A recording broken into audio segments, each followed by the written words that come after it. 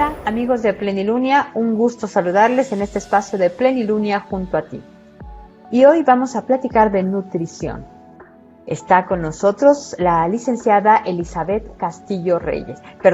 Elizabeth Reyes Castillo, perdón.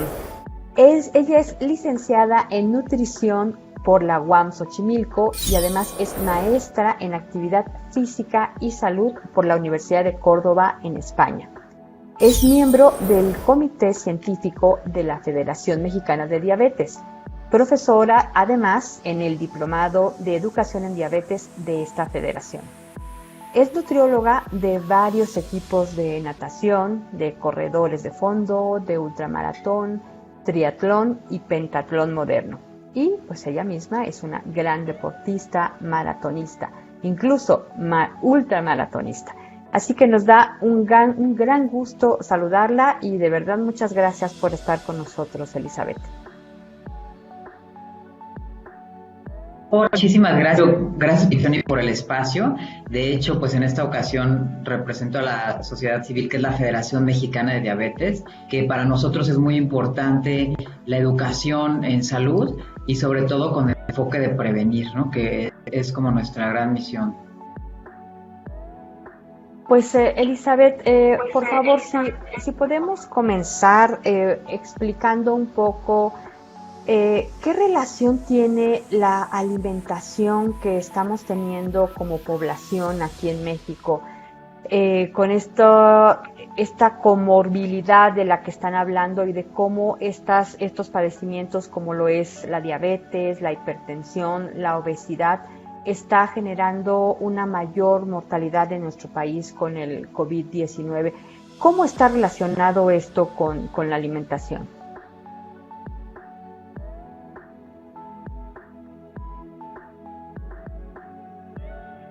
Parece que perdimos la señal de nuestra nutrióloga.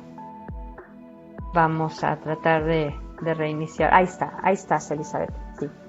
Sí, gracias, Penélope. Sí, pues la pandemia que ya teníamos anterior de diabetes, hipertensión y obesidad de adultos e infantil, eso es lo que nos ha llevado a que el COVID-19 se complique más en mortalidad.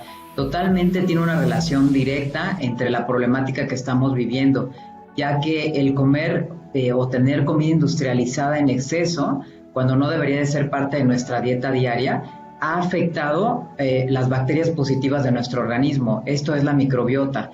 Entonces se estima que en México el 40% de las calorías que consumimos son a base de comida industrializada, lo cual no debería de ser, ¿no?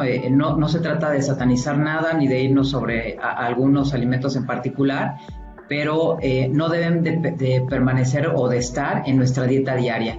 Probablemente como a lo mejor una comida de cada 15 días, darte un gustito, ¿no? De algún alimento procesado, no tendría problema, pero ya el hecho de que nuestros niños lleven en su lunch o que todos los días desayunen cereal industrializado, y esto que se vuelve un hábito, por supuesto que ha generado problemas, ¿no?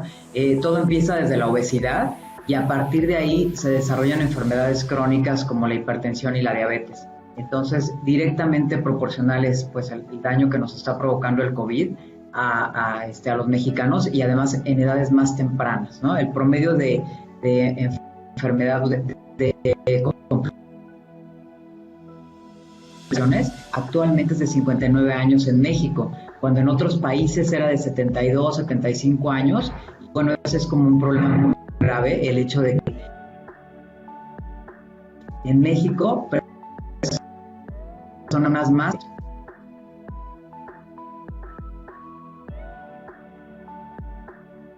Estamos teniendo nuevamente problemas con tu señal, Elizabeth. No sé si tú nos escuchas. Ya estás ahí nuevamente. Perdón, continúa, por favor.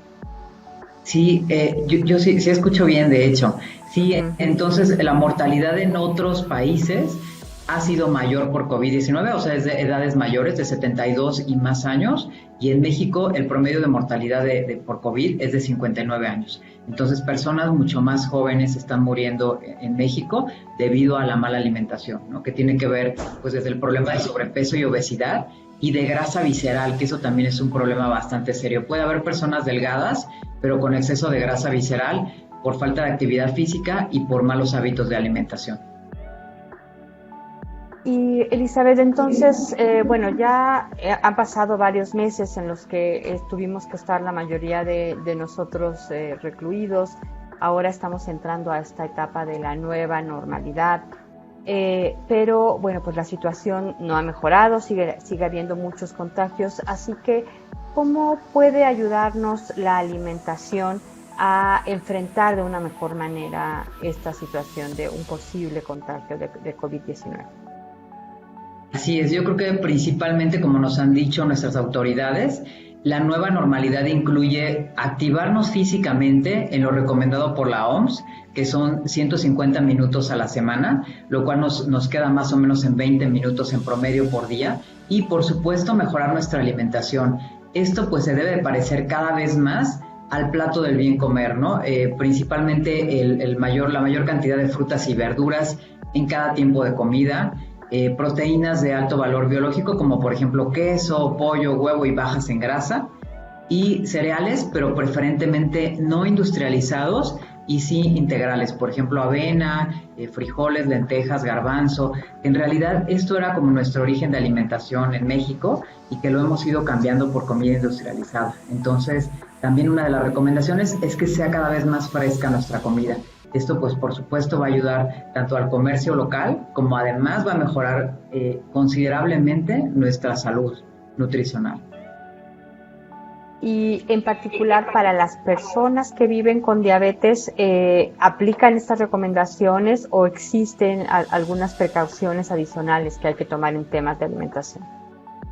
Sí, claro. De hecho, nosotros debemos de comer como las personas que viven con diabetes. Es igualito el programa de alimentación que cualquier persona con una comorbilidad, sea obesidad, diabetes, hipertensión, son las mismas bases nutricionales, ¿no? En realidad, por ejemplo, una persona con hipertensión a lo mejor tendría que disminuir un poco más el consumo de sodio, pero en realidad todos los adultos mayores de 35 años debemos también de consumir mucho menos cantidad de sodio, aunque no hayamos sido diagnosticados con hipertensión.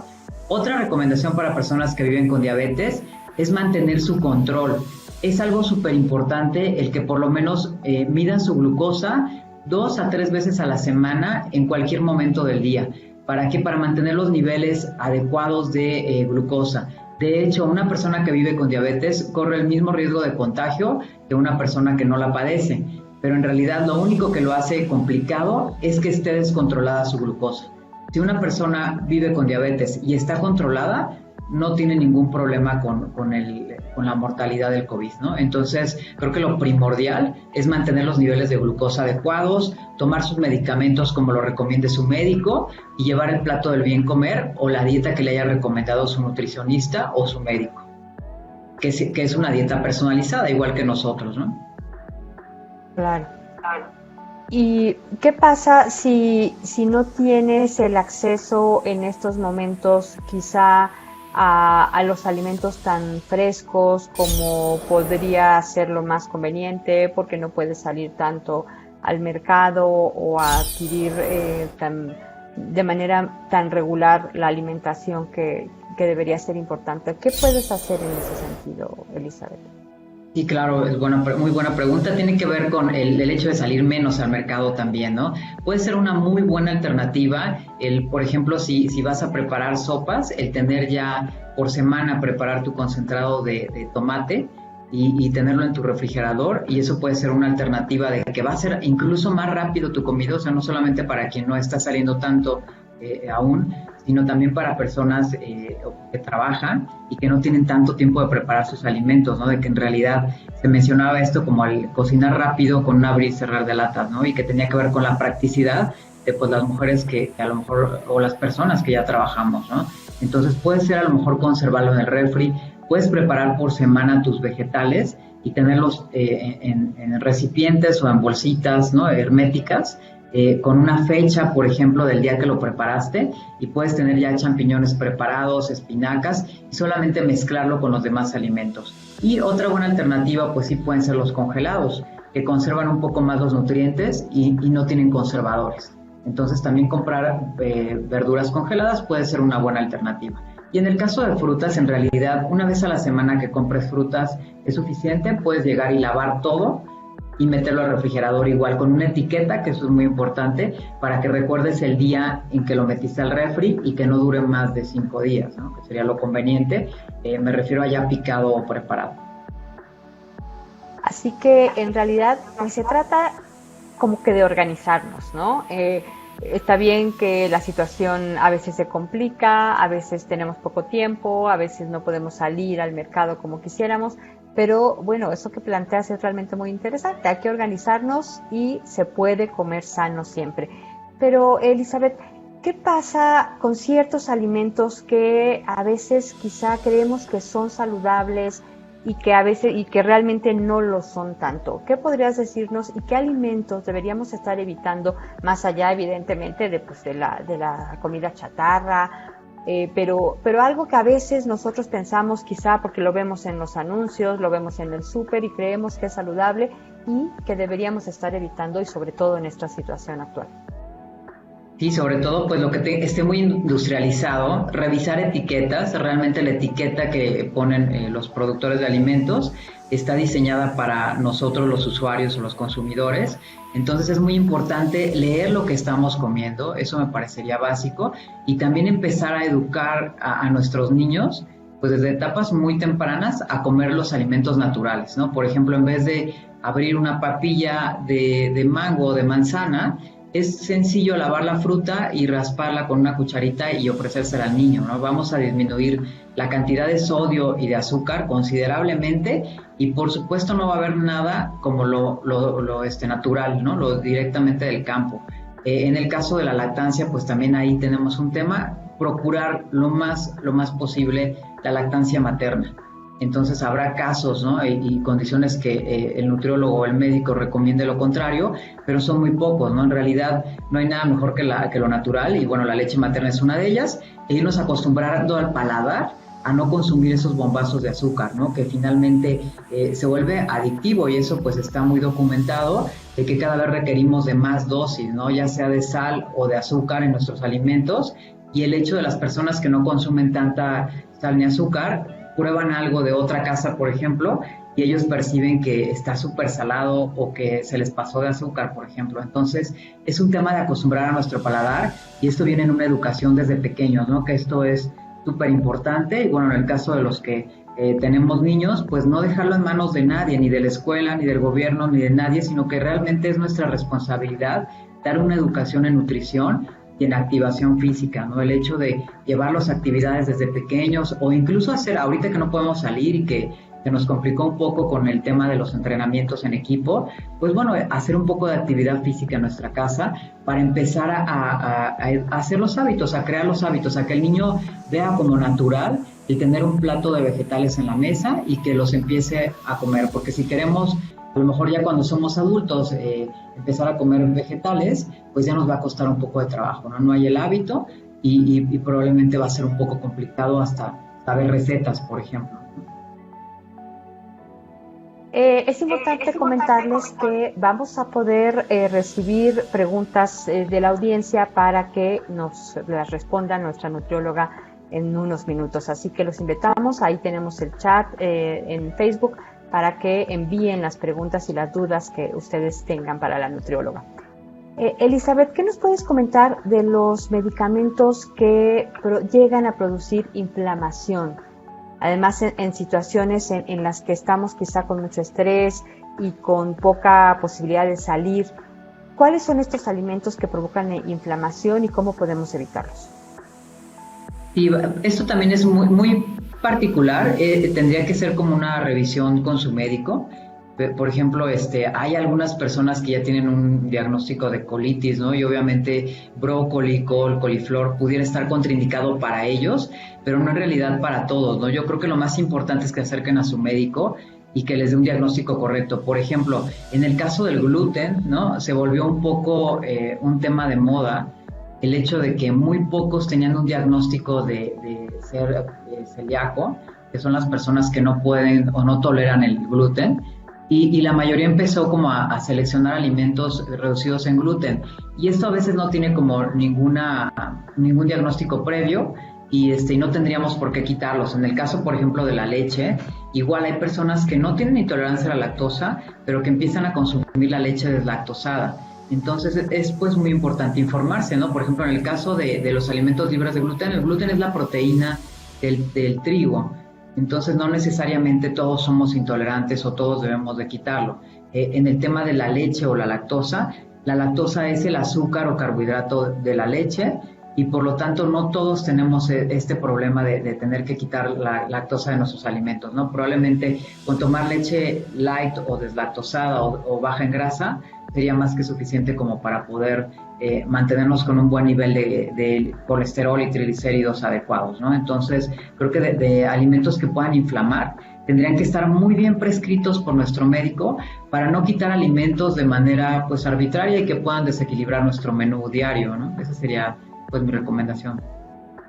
O sea, tiene que ver con personas que sí tienen inflamación crónica, pero estaría más asociado a una cosa específica que quizá padezca esa persona, no porque en general haya alimentos que producen inflamación a todo mundo. Así es, totalmente. Probablemente sí con el exceso de sal. Algunas mujeres y hombres también sucede, pero más frecuente en mujeres, llegamos a retener un poco de líquido, pero no como tal es una inflamación del colon, sino tiene que ver pues con un tema de circulación, ¿no? Entonces, pues sí, disminuir el consumo de sal, quitar los saleros de la mesa, también sería muy recomendado para no sentirnos pues inflamados o hinchaditos, ¿no? Claro. ¿Y qué hay de los suplementos alimenticios, las vitaminas? Siempre hay alguien, algún amigo, alguna familiar que nos recomienda, es que estoy tomando esto y me siento muy bien, estas pastillas, estas vitaminas. Y bueno, ¿qué tan recomendables son estos tipos de suplementos o vitaminas? Y qué cuidado particular deben tener las personas que viven con diabetes con este tipo de productos. Sí, claro, es muy importante que lo prescriba el médico nuevamente. No, los suplementos no son a libre demanda porque podemos provocar problemas. Un suplemento siempre se va a dar siempre y cuando la persona lo requiera realmente y ya estemos revisando nuestra alimentación. Lo más importante es que a mí como nutrióloga llega una persona y a lo mejor se siente muy cansada, lo primero que debemos de hacer es revisar su alimentación diaria, ver si está llevando un equilibrio correcto y primero que nada darlo en alimentos por la base natural, que además es como se va a absorber correctamente el nutriente y ya posteriormente y en el caso por ejemplo de una mujer en embarazo o lactando probablemente sí requiera porque aumentan las demandas. En el caso por ejemplo de deportistas con y sin diagnóstico de diabetes se puede suplementar en ciertos periodos de su ciclo de entrenamiento que se llama macrociclo, que es como donde viene tu programita del entrenamiento durante todo el año. Y hay periodos de tu entrenamiento en donde sí es necesario a lo mejor suplementar con alguna vitamina o algún antioxidante, pero no se da así durante todo el año, ¿no? Lo más importante es darle un periodo necesario, periodizar, y además evaluar bien la dieta y el estado nutricional antes de poder prescribir una vitamina. En realidad a veces, por ejemplo, el cansancio que se dice que tenemos y que se va a cubrir con vitaminas, no es más que a veces falta de agua, ¿no? Deshidratación o a lo mejor falta de horarios adecuados para dormir y no tanto el hecho de suplementarse de manera pues sin receta y sin ningún control, porque de hecho podemos llegar a una dosis excesiva de vitaminas. Y esto también está documentado, que el exceso de vitaminas nos puede llegar a provocar problemas, ¿no? Desde en el riñón hasta cáncer, ¿no? Se ha relacionado mucho con un exceso de vitaminas antioxidantes. Entonces no hay como la prescripción de su médico o de su nutriólogo. Y bueno, pues por supuesto cuidar que quien nos atiende tiene un título, ¿no? Que es muy importante. Es muy diferente un nutriólogo a un coach nutricional, ¿no? O sea, yo creo que nos da pues un poco más de años de estudio en anatomía y en bioquímica y otras áreas. Entonces sí, acudan con un especialista que tenga un título, es muy importante. Y en particular para las personas que viven con diabetes, Elizabeth, ¿hay algo que debería cuidar más en materia de comprar o usar ellos mismos este tipo de suplementos alimenticios? Sí, es de igual manera la misma recomendación. Lo más importante es que se mantengan controlados en su glucosa y bueno, habitualmente se da una recomendación de suplementación con vitamina B que la dosis tiene que ser la que recomienda el médico, pero esto nos va a ayudar para proteger también el sistema nervioso. Entonces, sí, por supuesto, una persona que vive con diabetes todavía debe tener un poquito más de control y de cuidado en lo que consume y, por supuesto, sobre todo, basarse en la recomendación de su médico. Pueden tomar antioxidantes y vitaminas, pero sobre todo que el médico y su nutriólogo sepa que le está haciendo falta, ¿no? Y que es el momento de prescribirlo. Tal vez una vez al año les pueda recomendar, pero siempre y cuando sea bajo receta, ¿no? Porque podemos generar desechos mayores y esto también lastimar un poco más su riñón, que es de los órganos que tenemos que cuidar, igual que el corazón, por ejemplo, ¿no? En el caso de una persona que vive con diabetes, debe de realizarse un poco más de estudios para tener un buen control. Por ejemplo, hacerse un electrocardiograma una vez al año, ir también con un podólogo para que revise sus pies, ir con un oftalmólogo una vez al año también para hacer un fondo de ojo y revisar que no haya complicaciones. Y bueno, si existen, es mejor prevenir y detectar a tiempo que un diagnóstico tardío que nos puede salir pues mucho más complicado y ser más costoso también. Y por otro lado, hay algunos alimentos, o quizá es un mito, se llega a decir que así como hay alimentos que nos inflaman, hay alimentos que nos ayudan a desinflamarnos, y luego incluso hay dietas especiales que nos recomiendan para desinflamar nuestro cuerpo de manera generalizada. ¿Qué hay de estos alimentos? ¿Es cierto esto? En realidad pudiéramos mencionar o pudiera yo entender como el tema de que a lo mejor se dice que o más bien es, ¿no? Que la obesidad es una inflamación de bajo grado. Pero esto tiene que ver totalmente con el tejido adiposo. No va a haber un alimento como tal que disminuya la inflamación, sino más bien hay una dieta adecuada principalmente en calidad y en cantidad. La calidad tiene que ver con lo que mencionábamos del plato del bien comer, de comer frutas y verduras, alimentos de origen animal y cereales integrales, y la cantidad es la que va a determinar también este proceso de inflamación de bajo grado, ¿no? ¿Por qué? Porque si la célula adiposita, que es como la parte más pequeña de nuestra grasita corporal, si esta célula, ¿no? que forma la grasa corporal, se empieza a aumentar de tamaño, va a generar una inflamación. Y entonces esta inflamación no va a bajar con un alimento en particular, sino más bien con una dieta adecuada en calidad y en cantidad. Entonces, para bajar de peso se requeriría comer un poco menos de lo que necesitamos. Realizando ejercicio puede ser una buena alternativa, y esto sí verdaderamente nos va a ayudar a bajar esta inflamación de bajo grado más que un alimento como tal, ¿no? No hay un alimento como tal que nos pueda ayudar. Es una gama de alimentos y bueno, dentro del plato del bien comer y las características de una dieta adecuada es que la dieta tiene que ser adecuada a nuestra persona, de acuerdo a lo que yo hago de actividad física y de acuerdo a mis gustos incluso, equilibrada, ¿no? Basada en el plato del bien comer y totalmente pues adecuada también en cantidad de alimento. Entonces, de esta manera sí podemos lograr pues una desinflamación, ¿no? General a nivel corporal y por supuesto pues la pérdida de grasa corporal de una manera pues mucho más efectiva y mucho más saludable. Es importante lo que mencionas respecto a las cantidades. Sobre todo además ahora que estamos más tiempo en casa, es muy común pues que te levantas, estás trabajando, pero pues muy fácil te levantas y vas al refrigerador y sacas algún snack, algún bocadillo. Es también común que se diga que es importante tener varias pequeñas raciones a lo largo del día, quizá en lugar de 3, 5 comidas, o 3 comidas fuertes con algunos intermedios. ¿Qué hay de esto para un buen manejo alimenticio en términos de raciones y cantidades? Sí, las calorías van de acuerdo a tu composición corporal, tienen que ver con tu estado de salud, con lo que gastas en un día normal, con la edad, por supuesto, y con el sexo. Gastan un poco más de calorías los hombres que las mujeres y sobre eso te tiene que adecuar la ración. Y sí, un punto muy importante es que ahorita estando a lo mejor con menos movimiento del que habitualmente teníamos, ¿no? Por estar en un encierro voluntario, vamos también a tener a lo mejor un poco más de acceso a alimentos que no van a ser tan saludables. Entonces, cuidar las porciones es importante y lo que tú mencionas de las dosis, ¿no? De comida, por lo menos realizar 3 comidas al día y si una persona desea bajar de peso, Se recomiendan 4 comidas al día, que serían desayuno, comida, cena y un refrigerio, o hasta 5 comidas con 2 refrigerios, porque lo que estamos cuidando es dar una dosis de proteínas durante el día, ¿no? Haciendo una curva de por lo menos 20 gramos de proteína en cada tiempo de comida, que esto equivale más o menos a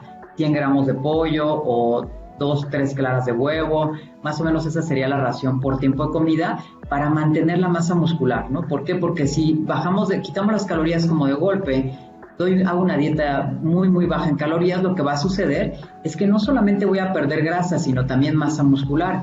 Y esto, por supuesto, va a ser un problema posterior, ¿no? De hecho, el efecto de rebote de las dietas tiene mucho que ver con el hecho de no consumir proteína suficiente, perder masa muscular, y esto hace que tu metabolismo trabaje un poco más lento. Entonces, el hecho de que yo dé 5 comidas al día, que es un método que utilizamos muchos nutriólogos, lo que va a hacer es que me va a ayudar a mantener mi fuerza y mi masa muscular estable, y lo único que voy a disminuir es de grasa, ¿no? Que realmente el verdadero sobrepeso es de grasa y no tanto de masa muscular. Por eso es tan importante llevar una dieta balanceada. Alguien puede bajar a lo mejor comiendo algún alimento, un pastelillo, ¿no? Al día, y no comer durante todo el día nada más, pero obviamente no cubre lo que mencionaba hace un momento, que es la calidad de la dieta, el hecho de que contenga las proteínas necesarias para poder disminuir de una manera adecuada de nuestro cuerpo, ni los antioxidantes, ¿no? Entonces, no solamente es contar calorías con una app, sino que tiene que ver con qué tipo de nutriente yo requiero y en qué momento del día, ¿no? Que eso es lo que hacemos los nutriólogos, como dar con precisión un programa de alimentación y sobre todo personalizarlo, ¿no? De acuerdo a tus horarios, a tus gustos y a tu estado de salud. Tenemos una pregunta, Elizabeth. Dice Jorge, ¿es cierto que las personas que se dedican al fitness o deportistas de alto rendimiento son personas que están en riesgo con el COVID-19 por el problema de que su sistema inmunológico se baja con el exceso de ejercicio? ¿Qué opinas de esto? No, en realidad, de hecho, tienen mucho más protección que personas que tienen obesidad o no realizan actividad física y tienen exceso de grasa visceral, por ejemplo. Solamente se ha encontrado en estudios que hay un periodo en el cual, después de un entrenamiento muy intenso, viene un ligero declive del sistema inmunológico. Entonces, yo recomendaría el uso del cubrebocas si van a salir a entrenar a la calle. Es súper importante porque dentro de estas personas del fitness, por ejemplo, precisamente como están bien de salud, han resultado ser asintomáticos. Y el hecho de que seas asintomático y que salgas a correr va a esparcir el virus todavía en mayor cantidad. Entonces se recomienda usar el cubrebocas y por supuesto me comentan siempre, es que no puedo respirar, no puedo entrenar bien, ¿no? Efectivamente, no es momento de entrenar a alto nivel, ¿no? En realidad, pues no hay ni siquiera competencias de momento, por eso es que también se han cancelado muchas, y de lo que se trata es de que si quieres salir a entrenar a la calle, tiene que ser en frecuencia cardíaca media moderado, ¿no? Que sería más o menos lo que los atletas conocen como zona 3, zona aeróbica. Porque ya para entrenar muy fuerte, pues no es conveniente, efectivamente, porque te van 2 puntos. Se van a bajar, sí, el sistema inmunológico tiene una ventanita ahí de oportunidad, y además puedes contagiar a muchas personas si eres asintomático. Entonces, yo creo que el problema grave ahorita en el tema de la pandemia están siendo los asintomáticos, porque precisamente se sienten muy bien, hacen su vida normal y no tienen a veces como tanto cuidado, ¿no? Como si supieran si tienen el COVID. Entonces, es importante para todos los que ya están saliendo a correr, por ejemplo, o andar en bici, el uso del cubreboca. Esto es por respeto a los demás, ¿no? Principalmente. Sí, muy bien. Tenemos un saludo y una pregunta de parte de Alexa. Alexa Valadez dice, gracias por esta charla educativa, licenciada Elizabeth. Y pregunta, ¿comer mucha fruta es riesgoso para una persona que ha sido diagnosticada como prediabética? Y saludos, Alexa, hasta Acapulco, ella está allá. Sí, de hecho, es importante el control y la personalización de la dieta. Sí, el comer en exceso fruta, que está conformada por glucosa y fructosa, ¿no? Que son 2 partículas pequeñas de los azúcares que contiene la fruta, van a generar que se eleven los niveles de glucosa. Entonces, todo tiene que estar en la dosis adecuada. Yo creo que lo único que pudiéramos consumir de manera libre, ¿no? Sería libre demanda, son las verduras, y esto pues disminuidas en almidón, ¿no? No entra, por supuesto, ni la papa ni el elote en ese grupo de vegetales libres, ¿no? En los snacks a lo mejor pudieras comerte una manzana y complementarlo con a lo mejor pepinos o unos nopalitos asados, ¿no? Puede ser una buena alternativa. Pero sí tenemos que controlar el consumo de fruta, no puede ser a libre demanda por la cantidad de azúcar que contiene. Muy bien. También la propia Alexa comenta, a lo mejor está fuera de tema, pero quisiera aprovechar para hacer la siguiente pregunta. Dice, ¿cuál es su opinión acerca del nuevo etiquetado que entrará en vigor en octubre? Sí, el nuevo etiquetado puede funcionar siempre y cuando la población esté preparada para recibir esa información. Yo creo que lo más importante es la educación en alimentación y en nutrición en toda la población.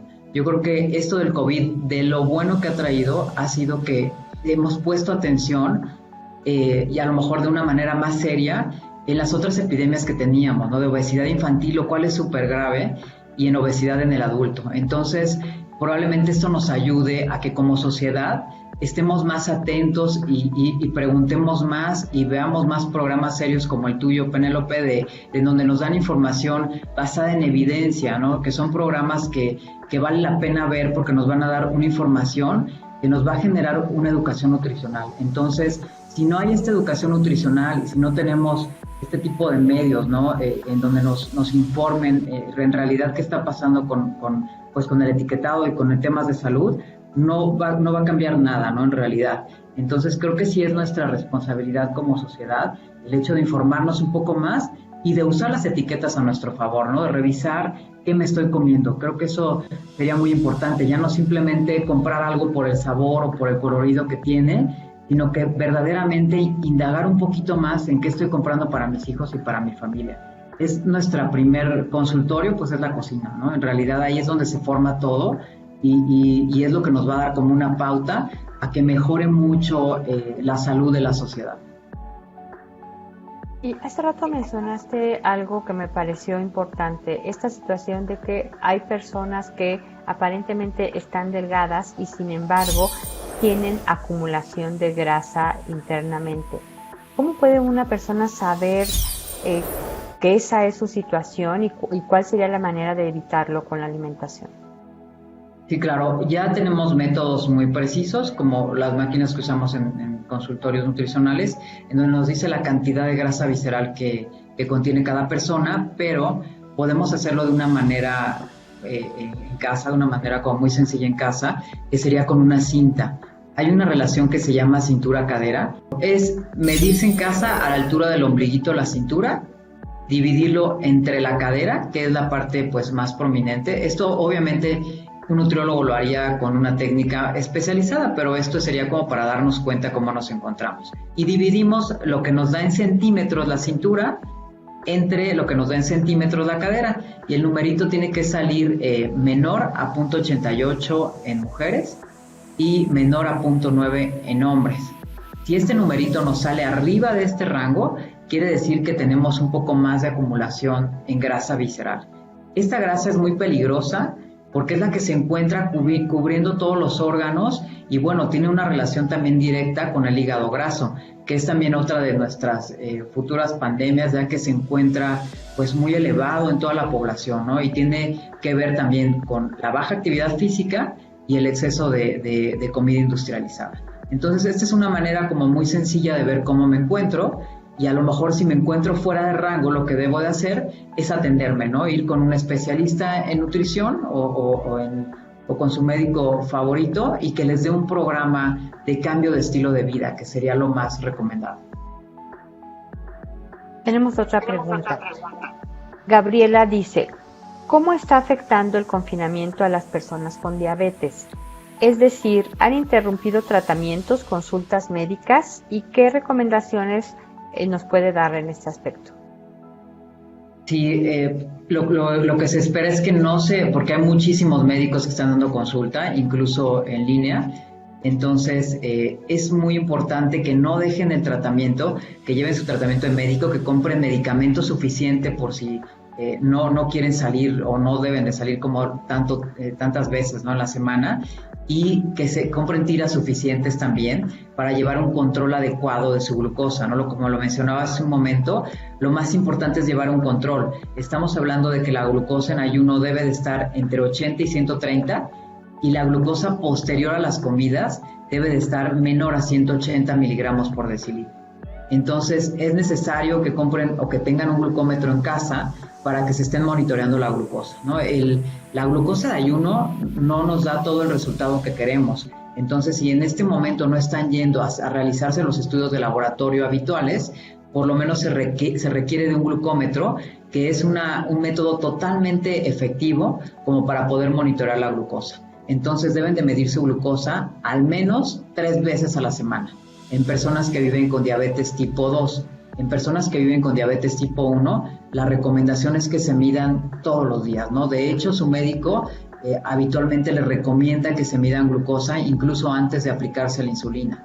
Entonces, el monitoreo es súper importante para que incluso si nos llegara a dar COVID, no se complicaran, ¿no?, las cosas. O sea, sí es muy diferente una persona que vive con diabetes controlada a una persona que vive con diabetes que no tiene un control de su glucosa y que le dé COVID, ¿no? Obviamente el pronóstico no es tan bueno si el paciente no está controlado. Entonces lo principal es llevar un control de la glucosa. Y para retomar lo que mencionaba sobre el ejercicio, evidentemente el tener actividad física pues también está relacionado con una buena calidad de vida. Pero ¿cómo lo relacionamos con la alimentación y sobre todo en momentos ahora en que no podemos salir tanto? Quizá, como tú mencionabas, quienes tienen entrenamientos, que si tienes algún equipo con el que haces ejercicio, no puedes ahora hacerlo.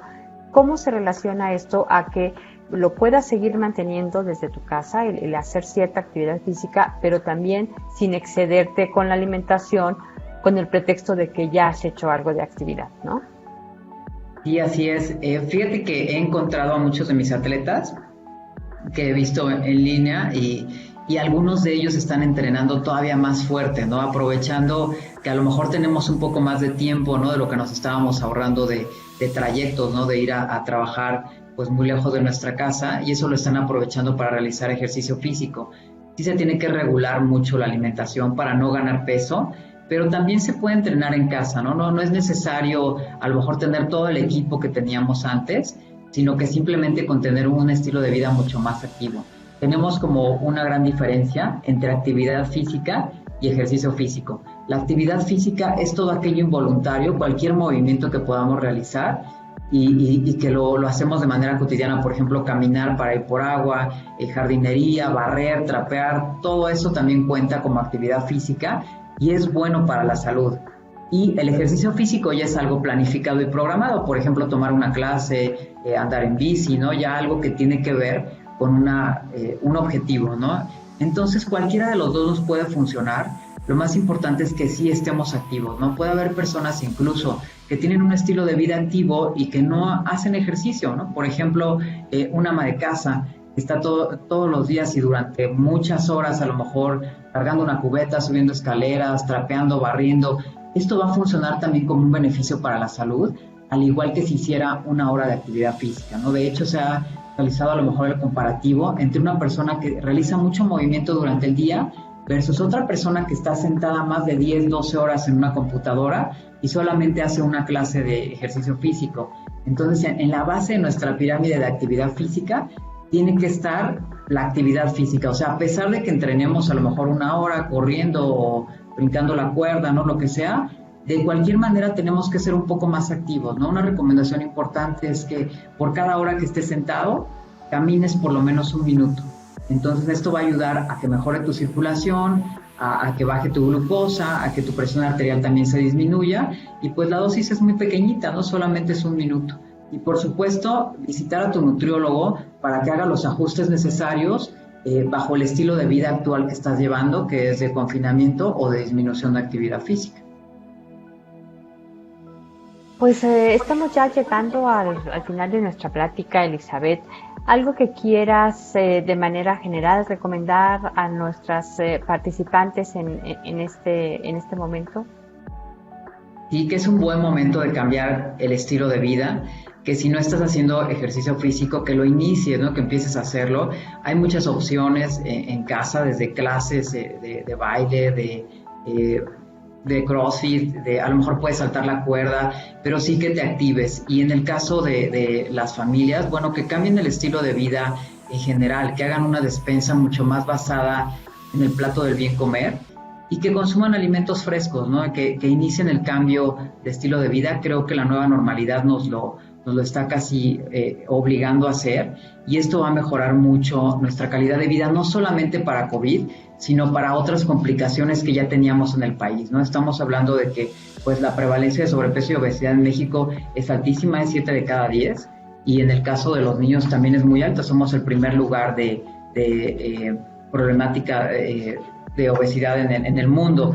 Entonces es muy importante que trabajemos todos en esto y que cambiemos nuestro estilo de vida.